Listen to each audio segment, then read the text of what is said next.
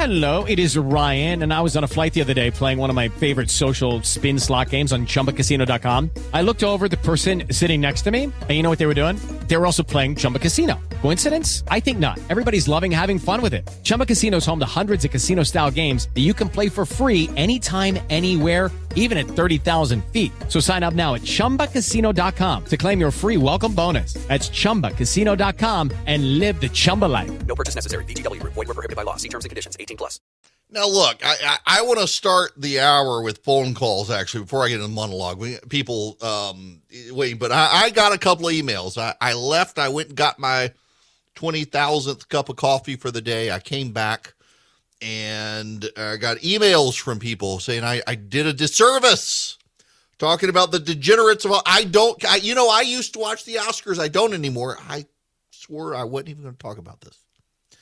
But a number of people saying, wasn't it a ratings ploy? Well, I got 5 or 6 people wanting to know if I thought the whole thing was staged. No. One, okay. All right. So many of us look at Hollywood stars and we find them relatable based on interviews, all of which are staged and scripted, and their movies and TV shows. You don't know Will Smith. You think you know Will Smith because Will Smith has one hell of a PR team that puts him in various positions to make you think he's very relatable. Will Smith is not relatable. Have y'all ever heard the interview about Will Smith's kids in the school? Will Smith funded a Scientology school. His kids went there for a year. I mean, these are some deeply, deeply unrelatable people. He and his wife live in an open marriage. His wife sleeps around on him and has talked about it. And Chris Rock tells a dumb joke. By the way, earlier in the Oscars, people were making jokes about their open marriage, and he did nothing. And, I'm not going to be one of there are all sorts of Twitter hot takes about, oh, well, he's just emasculated and he's lashing out. And I mean, the joke was dumb. The joke did not warrant what he did. If you wanted to be a man about it, though, you ball up your fist and you throw a punch. You don't slap. But you don't know these people. What you should know is they're a bunch of degenerates. And as much as Will Smith and Jada Pinkett Smith try to dance around the idea of somehow they're not affiliated with Scientology, they do throw a bunch of money into the cult, or have in the past. I don't care about these people. What I will tell you is that, no, it was not a ratings ploy. And I know a lot of people, I got 5 or 6 emails here from people, wasn't it a ratings ploy? No, here's how ratings ploys work. A ratings ploy is designed for you to tune in, not to talk about it after it's over, because the advertisers, they don't care about you talking about it afterwards. You got to talk about it beforehand. So if the Oscars were to come out ahead of time and say one loser from each category is going to be announced as the winner, come on stage, and we're going to kill them live on television, you would all tune in to watch that stuff. That's a ratings ploy. Will Smith slapping Chris Rock because of a bad joke is not a ratings ploy because you did not anticipate it. You did not tune in expecting to have it happen. And also, the Oscars, they're only around once a year, so it would have been a terrible ratings ploy. No, it wasn't a ratings ploy. It was just Will Smith, I guess, needing it was such a dumb thing, too. But, boy, people are talking about it. People who don't never even talk about the Oscars. Here I am talking about it. I will tell you this. Chris Rock is friends with some of the greatest comedians on planet Earth, all of whom now have great material. I'm going to Bill Burr's stand-up. He's coming through town in a couple of weeks. I'm going to it. I'll be disappointed if he doesn't have something to say about the slap heard round the comedian circuits. And Chris Rock, for the next 2 years, should be doing cuckold jokes nonstop. That's all I got to say about that. We'll move on to more important topics now. Besides a group of degenerates having a party full of drugs and alcohol and God knows what else. and thinking they can lecture the rest of us on how to live our lives. We should talk about cities. And in fact, the collapse of American cities. There's some fascinating data, not just with the collapse of cities, but also the collapse of our population. There is some breaking news, though, and I do want to get to the phone calls. The breaking news is it appears Roman Abramovich and the Ukrainian peace negotiators have all been poisoned by the Russians. Roman Abramovich is he owned Chelsea, the soccer club in the UK. He's a Russian oligarch. He's a multi-billionaire several times over. He was trying to, he's Jewish. He's had close ties to the Ukrainian president and also to Vladimir Putin. He was traveling city to city inside Ukraine with the Ukrainian peace negotiators, and apparently they're all suffering signs of what appears to be either chemical, biological, or radiological poisoning, but poisoning nonetheless. They assume it's from hardliners in Russia. That's hitting the wires now. I want to talk about the decline and collapse of the cities in America and the population, but before I do, got a couple of people on hold. I want to take their phone calls as well. The phone number, if you want to be a part of the program today, I'm not talking about the Oscars, though, 877-973-7425. Billy, you're up first. Welcome. Hello, Eric. Enjoy your show. Got a question on what you were talking about, the money being raised by Stacey Abrams outdid David Perdue, which is understandable, I guess, because he's probably not that good of a candidate. But who are these people that are given to the Democratic Party? They know that the gas prices are as high as they are. They know the border's just a collapse. They know that the food prices are the way that they are, and it's all due to the Democratic Party. They don't hide anything.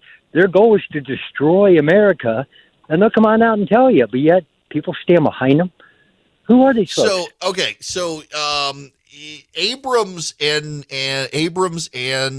Perdue both have about 80% of their money raised from out of Georgia, not Georgians. But between the two of them, Abrams has a few more donors in Georgia than Perdue does.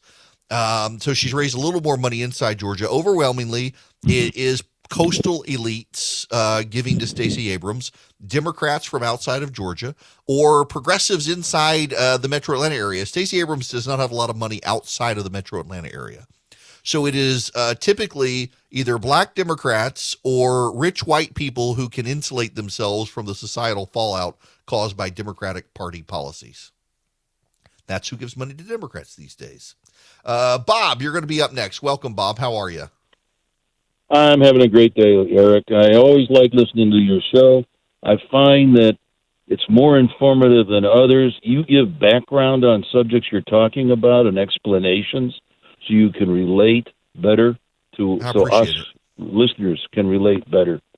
What I was commenting about is I basically voted conservative most of my life. I did vote for Kennedy, and I voted for Trump in the last two elections.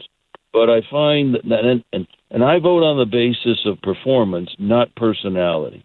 But I'm finding that his actions here seems petty and vengeful, and not necessarily making politically adept choices to ensure the promotion of policies and the party rather than his personality and personal agenda.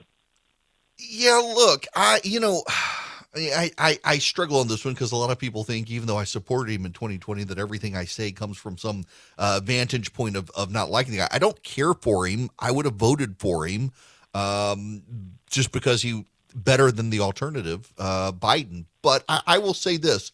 One of the biggest criticisms, Bob, that I think a lot of people level at Trump, even among people who are in his orbit who like him, but they whisper, is that a lot of his decisions made right now are about nursing grudges and grievances that are personal to him and not about going forward. So, for example, when you look at the U.S. Senate picks and other picks, or even if you look at his conduct after the election in 2020, a lot of the things that Trump decided to do were about Trump specific and not about his policies. He was willing to support people who have openly condemned his policies in the past, as long as they then said nice things about him personally. And in politics, and I know this is difficult sometimes for people to understand. In politics, your legacy is not you. Your legacy is what you can get done and keep done. Because there are a lot of things that can be undone with difficulty and people who are willing to go through the difficulty of doing them unless you, on your way out of office and after you leave office, are working behind the scenes to prop up people to keep those things going. Donald Trump has had the ability in the past to prop up his legacy and ensure that the policies that many of you who supported him supported. And instead, for example, after 2020 went through and has continued to nurse the 2020 grievance. And even now in interviews with, like, for example, last week, Stuart Varney on Fox Business said we got to relitigate 2020. We can't talk about 2022 and 2024 without dealing with 2020. Some of you will agree with that, but most won't. And while focusing on 2020, we're dropping the ball on finding good candidates who could protect his legacy. Just look at the runoff, the January 2021 runoff. When Trump went to Georgia to campaign for Kelly Loeffler and David Perdue, every stop was about the stolen election, not about Perdue and Loeffler. And at the time, he was so fixated on it, the Perdue and Loeffler team were complaining behind the scenes that he was going to suppress the vote. And 427,205 Republicans who voted in the general election did not show up in the January 2021 runoff. 427,205. It's a very precise number. How can we tell? Well, when you go vote, we can tell who voted. And we can tell, do you vote in Democratic or Republican primaries? Do you vote in Democratic or Republican presidential primaries? And 427,205 people who voted in the general election and vote in Republican primaries did not show up for the runoff. David Perdue lost by 90,000 votes in Georgia, handing the United States Senate to Chuck Schumer. And they were able to wipe out every good thing Donald Trump has done. Legislatively, the Democrats can put a package together in reconciliation. They can wipe out the Trump tax cuts. They can do all of these things if they can get Joe Manchin on board, because Donald Trump decided to nurse his personal grievances instead of realizing that a lot of people who may not care for him personally voted for him because his policies were really good. And now those policies can be undone. And moving forward, is it still going to be about Trump's grudges personally or about his policies? And if it's about his policies, there are a lot of great candidates who will support those policies who may not personally like the guy. And that's kind of the problem I've got here is, like I liked his tax cuts. I'd like to keep the tax cuts. I liked his policy on Israel. I liked his policy on Iran. I liked his policy on the Green New Deal and climate change. I liked getting us out of the Paris Accords, all of that sort of stuff. Joe Biden, of course, can do some of this executively and has to put us back into these, but like the Trump tax cuts and some of his immigration policies can't be undone without Congress doing them, and he's supporting a group of candidates, making it less likely for the Republicans to take back the Senate. And that's my problem here. The Republicans need to take the Senate, and some of his picks for Senate candidates are not very strong picks. There are other candidates who would have his back, but they don't kiss the ring. And I would rather have candidates protecting his legacy than kissing his ring. And he, it seems, would rather have people who kiss his ring and aren't necessarily going to be viable candidates in a general election to be able to win. Okay, I want to state something that should be obvious, that may not be obvious for people. I like a high thread count sheet, but if the threads are crap, the sheet's going to be crap, no matter how many threads you need. It's amazing how people want to highlight that. And the reason I highlight this is because Boll & Branch makes high quality sheets, and they're not a bajillion thread count either, but their threads are super high quality. They use 100% organic cotton threads. They give super softness. You get a better night's sleep. They're not just buttery, soft, and breathable, impossibly soft to start. They get softer with every wash. I can attest to this. Every time you wash them, they just seem to get a little softer, and they hold up so well over the long term. I'm on, maybe my second set of Boll and Branch sheets in a decade or so. They just hold up so well. They're a quality product, and they give you such a good night's sleep. Oh my gosh, they're so fantastic. I really do love these sheets, and I love Boll and Branch. You can too. They are fantastic. They're so luxurious. 3 U.S. presidents sleep under Boll and Branch sheets. So you can get 15% off your first set of sheets when you use promo code ERIC at bollandbranch.com. That's BOLLAND branch.com. The promo code is ERIC. Get a good night's sleep under Boll and Branch sheets. This other program is brought to you by First Liberty Building and Loan. Wherever you are nationwide, if you're in charge of the finances of a business, they can help your business grow. Reach out to them, firstlibertyga.com. You get all their contact info there, firstlibertyga.com. Most important, they do big deals, so $750,000 and up. If you're looking to buy a building, build a building, or do something creative where banks are telling you no and you think it'll really work, reach out, firstlibertyga.com. I want to go to one more call. I'll take this call. This call will be it. Jim, you have my permission to talk about the Oscars. Okay. A few days ago when I heard Sean Penn say he would smelt his Oscars if Zelensky was not invited to speak, I thought, well, maybe Hollywood is starting to get a little bit serious, maybe a little more grown up about the world. But after last night's meltdown, I'm thinking, thank God he was not invited to the Oscars. That would have been so undignified. It would have been embarrassing to have him on there and watching these bazillionaires itch slap each other in public. Oh, God. Yeah, look, the whole thing, and they started off the night railing on the Florida Don't Say Gay law, which, by the way, there's some breaking news here. Ron DeSantis has signed the parental rights and education law in Florida. That's the law that the left says is Don't Say Gay law. Ron DeSantis has now signed it into law as of about 5 minutes ago. But yeah, listen, Jim, you're right. Zelensky did not need to be a part of that. For some reason, people in Hollywood really just have some sort of high-mindedness. They think that they are important enough. Like the celebrity montages. The celebrity montages try to get you to vote. You know who? I mean, for example, I like George Clooney. George Clooney has never appeared in those stupid montages, nor has Chris Pratt, for example, appeared in those stupid montages, trying to convince people to vote, doing those stupid songs for Hillary Clinton and the like. You know what? George Clooney does not lecture people on the stage at the Oscars on human rights. He actually bought a satellite array to monitor the human rights situation in Sudan and Ethiopia. That's putting your money where your mouth is, as opposed to the moral preening on stage at the Oscars that a lot of these people do, where they really do believe. And here's the thing. This gets to Joe Biden. This is something Joe Biden and the Oscars have in common here. The actors and actresses at the Academy Awards tend to believe that because they play a role in film, that somehow they have some moral credibility to speak to the issues of our day if their films relate to those issues. They essentially plagiarize from history. They plagiarize from the screenwriter who has written the words on the page, and their entire job is to memorize those words and repeat them back as written or with some slight variation.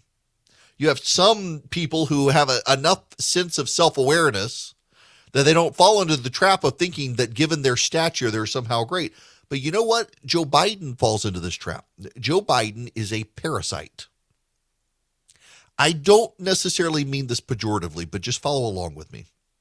Joe Biden for years has plagiarized other people. It derailed his first presidential attempt because I think it was Neil Kinnock, a labor leader in Great Britain, he had plagiarized from. But Joe Biden wants historic moments to be compared to Franklin Roosevelt, to be compared to Lyndon Johnson, and now with his speech in Poland to be compared with Reagan and Kennedy. They were actively pushing, the White House was actively pushing comparisons to Kennedy and Reagan, arguing that somehow Biden transcended them. Joe Biden is parasitic when it comes to history. He takes other people's words and deeds and tries to glom onto them and make them his. Very much like actors and actresses do in Hollywood, taking other people's lines, taking other things other people have written and trying to make them their own and then claim their own moral credibility for the work of others. That's what Joe Biden has done for 50 years. In the words of Barack Obama, Joe Biden has effed up everything. And in the words of Bob Gates, the Secretary of Defense, Joe Biden's wrong about everything in history. But Joe Biden is a parasite of history. He takes the deeds and words of others and tries to plagiarize them for his own advantage. Hi there, it's Eric Erickson here. The phone number is 877-973-7425. Let's take some phone calls here. I will talk to my audience. Why? Because I care. Tom, you're going to be up next. Welcome. Hey, how are you, Eric? Love your show. I got a question for you, and it's kind of around Donald Trump and his influence, as you said, has been kind of waning over time, and everyone's looking past 2020. But my concern is if Donald does get into the race and he goes up against the Republican primary candidates, he is going to spend that entire time just destroying them through personal attacks. You know how he always goes after people like that, to the point that if he doesn't win the Republican nomination, that candidate is just going to be poisoned for the general election. Do you see it that way? What's your thoughts on that? Well, is that look, a concern? I kind of think, Donald Trump actually won. And I think people kind of forget this historic fact, Tom, that when Trump won, he got 43% of the vote cast in the Republican primary. 43%. The only person to ever get as little a percentage of the primary vote and be the nominee was Mitt Romney in 2012. That's not a lot. And the reason Trump was able to become the Republican nominee with such a small amount of the primary vote was because there were a bajillion candidates. And I kind of think the GOP is going to do the same thing again. And the Democrats in 2024 are going to do it to themselves as well. You're going to have a bajillion candidates on both sides. Now, the Democrats have super electors. They've degraded their capacity to make a difference.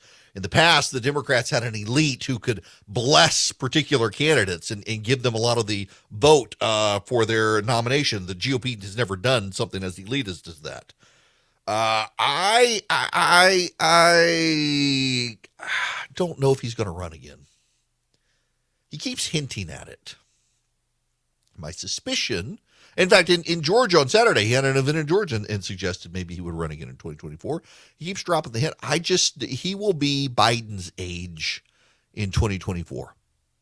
And I'm rapidly moving to the consensus opinion that we don't need anyone over 70 becoming president again, or maybe 75, just given the mental deterioration that takes effect around it. And I don't mean this, by the way, I don't mean this insulting to anyone. But even you, those of you who are senior citizens listening, know that when you hit above 75, particularly around 80, your brain starts changing even further. And I'm not suggesting dementia or Alzheimer's or anything like that. I know plenty of capable 80s. My dad is 82 and sharp as a tack. But also you do start slowing down and you wear out quicker and stuff. And I don't think we need an 80-year-old to be president. But it's up to him. And it's up to you, the voters, to decide who you want as the Republican nominee. I will have every single one of them on the show. If they want to come on and chat when I do the next gathering, I will have a... Don't roll your eyes at me, Charlie. I can feel it. When I have my next gathering, when, not if, I'll have them all there to talk. And you, the voters, will have to decide how you want to go forward. Lisa, thanks for being patient with me. Welcome to the Eric Erickson Show. Hey, Eric. Hey, so I wanted to call because I, along with several other of my girlfriends, were at the Trump rally this weekend, and you made the comment about people leaving early, and I was one of those people who left. We stayed about 30 minutes into the Trump speech, and then we left and headed out to beat the traffic. And I got to tell you, unless you were in the stands or in the middle where there was a seat, we stood for hours on end and, feet, back aching. So by that time, we were like, hey, we've heard him once. We've heard him several times.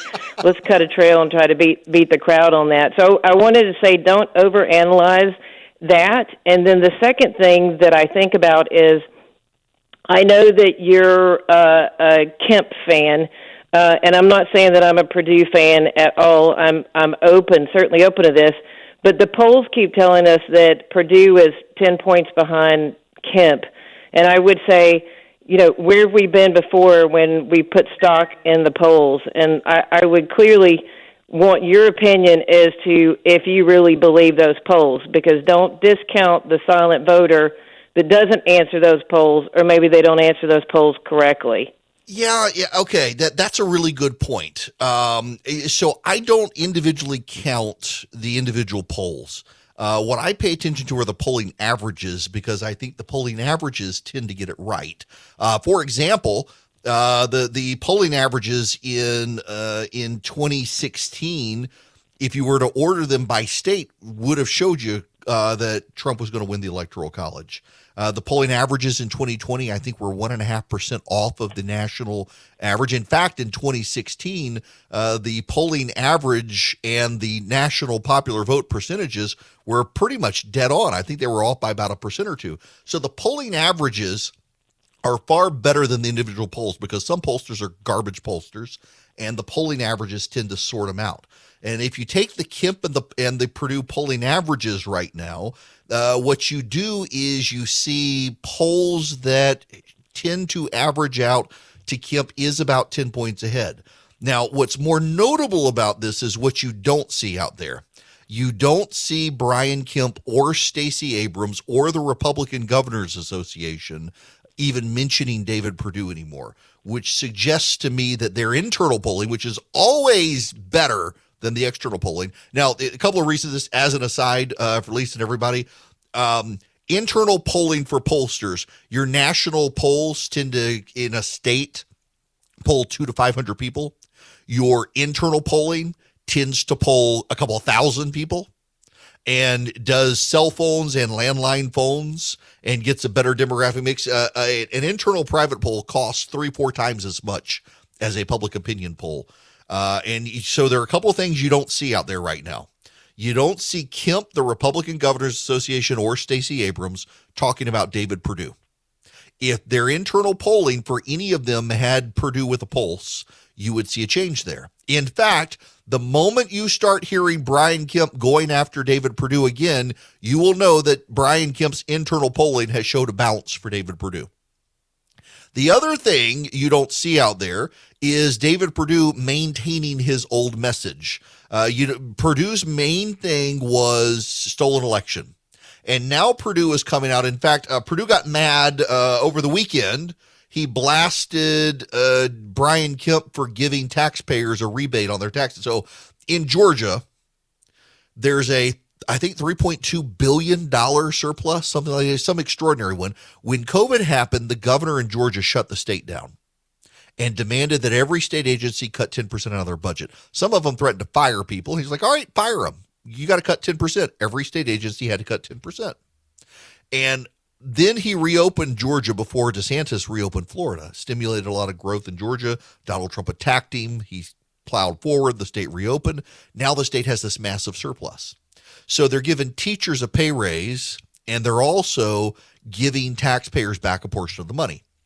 This has happened a couple of times before, but David Perdue is on the campaign trail attacking Brian Kemp for giving the taxpayers back part of their money. He argues that it is just a stunt during an election. Maybe it is, but it's happened in the past.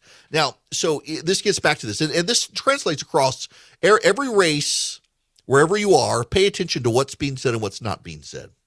So in Georgia, for example, you don't see any candidate talking about Purdue anymore.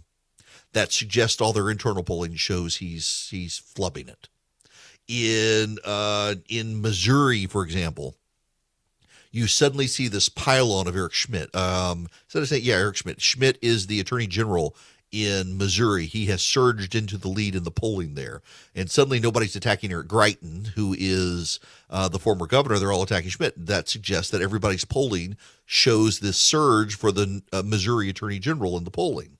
Same in Georgia. I mean, when you see candidates behaving in certain ways, you get a sense they're being directed by their internal polling.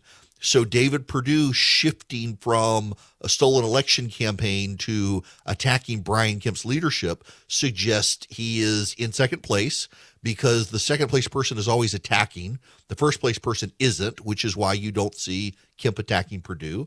And it also suggests his stolen election stuff isn't working, so he's had to change his tactics and focus on other things within the state of Georgia and Kemp's management style.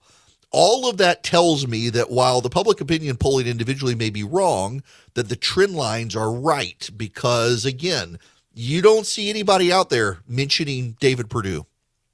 Nobody is out there talking about him right now. Kemp isn't, Abrams isn't, the Republican Governors Association, which is supporting Kemp, they're not attacking Perdue. They had been. They're focused on Abrams. And you don't see Perdue talking about the stolen election. You see him talking about other issues. That suggests he's had to shake up his campaign message and is still going after Kemp. All that being said, I think, and the fact that the Trump people themselves referred to his visit to Georgia as a rescue mission for Perdue suggests that they too view it in that way. Boy, that got off the beaten path, but that was a helpful question. Thank you, Lisa, for the call. And again, the bottom line on polling always, rarely should you pay attention to issue polling. So when any poll comes out and says a majority of Americans support X, Y, or Z, ignore it. Oftentimes the polling can be right, but very often when they ask questions in order to shape views. So, for example, gun control activists always shape polling to make it look like people favor more gun control. But when you actually ask people specifics, the polling tends to go the other way. Or look at Build Back Better. Build Back Better, the president's plan. Democrats would push these individual items of, do you favor taxing billionaires? Well, yeah, people favor taxing billionaires. We're going to get into this in the next hour. Do you favor taxing billionaires? Yes. But do you favor taxing billionaires so the government can spend $5 trillion on other programs? Actually, most people say no. It all depends on how you ask the question. But you can pay attention to candidate polling, who's up, who's down. What you have to do with candidate polling, however, is not look at an individual poll.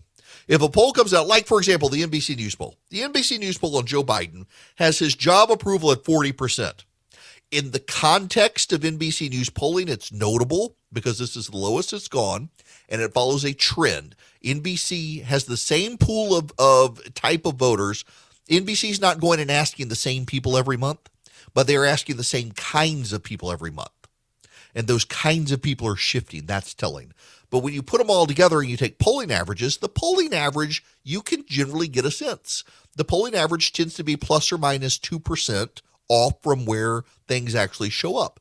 So when you have in Georgia, for example, the polling average has Kemp with a 10-point lead over Perdue, you can say, yeah, that's probably plus or minus 2%. So maybe it's an 8-point lead, maybe it's a 12-point lead, but he's ahead. When you see the national polling and it has Joe Biden with a negative 13-point spread, or actually it's a negative 12.9 spread right now, you can say plus or minus, yeah, maybe it's a 10.9 percentage point difference, or maybe it's a 14.9 percentage point difference, but most Americans don't like his handling. Follow the averages. Don't follow the individual poll. You'll be less prone to make rash judgments and less prone to be surprised by the trend lines in the polling when that happens. Now, I don't want you to be surprised by the dirty air in your house when you can eliminate it. Man, you come home after you've been gone and your house smells a little musty. The Eden Pure Thunderstorm can take care of it. In fact, if you go to a hotel, if you're in a rental car that stinks, your Eden Pure Thunderstorm, it can eliminate smoky odors, pet odors, so much fry odors in my kitchen. It eliminates the fry odors from when I fry shrimp. You can go to EdenPureDeals.com. You can put Eric3, ERICK 3, in the search bar, or actually there'll be a discount code box on the front page of the site now. You put in Eric3 and it'll take you to the Eden Pure Thunderstorm and you can get a 3-pack. You can get 3 Eden Pure Thunderstorms for less than $200. You're actually saving $200 and you get free shipping. What you do is go to EdenPureDeals.com, put in the discount code Eric3. At checkout, there's a discount code box. Now, if it hasn't carried over, it should, but if it doesn't, because your cookies are turned off on your website or whatnot, put in the discount code again, Eric3, ERICK 3, and you will save $200. You will get all 3 of them for less than $200. You will get free shipping on the Eden Pure Thunderstorm Air Purifier. And by the way, did I mention it's filterless, so you don't have to get a filter subscription. Just wipe it out on occasion. It's a great deal, great product, EdenPureDeals.com. All right. Have you ever heard of the phenomenon, there's a Trump tweet for everything? Because there really is a Trump tweet for everything. Back when President Trump was president, pretty much any event that happened on the world stage, someone could find a relevant tweet from Donald Trump going back years that fit the situation. Well, the phenomenon continues. Will Smith is a really great guy. And I love what he did to the wise guy that kissed him, I think, on the lips. And Will looked at him and smacked him. It was really great. Other people should do that. I look at this wacko Sacha Baron Cohen, who's got no talent whatsoever, going around doing all sorts of things and really abusing people. And somebody ought to whack him and he'll never do it again. So Will Smith, I congratulate you. That was great. I only wish you hit him harder. There's a Trump tweet. That's from May 22nd, 2012. I don't know what the event was where somebody kissed Will Smith on the lips and he smacked him, but Donald Trump did and said he should have done it harder. That was his only criticism. There is a Trump tweet for everything. My goodness. Okay. We got to move on to other stuff because, I had an entire hour planned. And it went off the reservation with you. Can you even say that anymore? I don't know if you can, but I just did.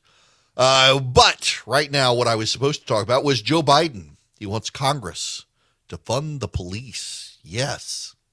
President Biden is going to propose more than $32 billion in new spending to fight crime, according to people familiar with his budget. He says this is part of his State of the Union promise to fund, not defund the police. And because of rising crime, remember how rising crime was all COVID. It really wasn't anything else. It was all COVID. And inflation was transitory. If it was all COVID and we're all out of lockup now, why is crime still happening? When we come back, the thing I was going to talk about this hour, and it plays actually well into this Biden proposal to tax billionaires. The yield curve is finally suggesting we're headed towards a recession. I want to talk about the war on cities because it's not really a war. It's just people have given up. Nobody wants to save the cities anymore. The cities, left to their own devices, are beginning to collapse in America. And you know what else is collapsing along the way? American population. This has very profound societal ramifications that we should discuss. And it comes on the heels of more and more data suggesting we're headed into economic stagflation, if not a recession. But stagflation is worse, really. And consumers are starting to give up on the American economy. Consumers have been very, very pessimistic. In fact, overwhelmingly, a majority of Americans think we are going to be at war with Russia soon, which probably we're not. But Americans have decidedly moved in a very more pessimistic direction, and that has major economic ramifications as people stop spending, start saving money, trying to get themselves out of debt, and withdrawing from key parts of society and the economy as a result of the way they feel. And then, more importantly, they stop having babies as well. That has even longer term ramifications for society. We're going to get into all of that. I'll take your phone calls as well. 877-973-7425 when we come back right here on the Eric Erickson Show nationwide. It's 2022. Things are still crazy. Things haven't settled down. And now you got the Federal Reserve and interest rates. You got the economy. You got inflation. A lot of banks won't even return your phone call. Let's say you're a small business and you need a loan for $750,000 or higher. You see an opportunity where banks, they don't even want to see you. You want to buy a building, you want to build a building, reach out to the Frost family at First Liberty Building and Loan. They've been helping small businesses become big businesses since the 1990s. They want to help you if they can. So spend 10 minutes with them. See if you're a good fit for them and they're a good fit for you. Their website is firstlibertyga.com. That's firstlibertyga.com. Again, you need a loan, $750,000 or higher. You're a small business and you see an opportunity to grow. Share it with the Frost family and see if they can help you. Firstlibertyga.com. That's firstlibertyga.com. First Liberty Building and Loan can help businesses nationwide become bigger businesses. Lucky Land Casino, asking people, what's the weirdest place you've gotten lucky? Lucky? In line at the deli, I guess? Aha, in my dentist's office. More than once, actually. Do I have to say? Yes, you do. In the car before my kids' PTA meeting. Really? Yes. Excuse me, what's the weirdest place you've gotten lucky? I never win and tell. Well, there you have it. You can get lucky anywhere, playing at LuckyLandSlots.com. Play for free right now. Are you feeling lucky? No purchase necessary. Void where prohibited by law. 18+. Terms and conditions apply. See website for details.